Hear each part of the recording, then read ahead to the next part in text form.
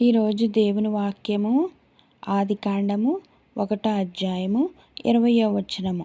దేవుడు జీవము కలిగి చెలించు వాటిని జలములు సమృద్ధిగా పుట్టించునుగాకనియు, పక్షులు భూమిపైని ఆకాశ విశాలంలో ఎగురునుగాకనియు పలికెను. దేవుడు జలములలో వాటి జాతి ప్రకారము జలములు సమృద్ధిగా పుట్టించిన మహామత్యములను, జీవము కలిగి చలించు వాటన్నిటినీ, దాని జాతి ప్రకారము రెక్కలు గల ప్రతి పక్షిని సృష్టించెను. అది మంచిదని దేవుడు చూచెను.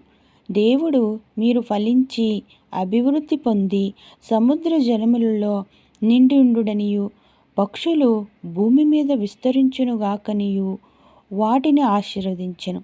అస్తమయమును ఉదయమును కలుగగా 5వ దినమాయెను.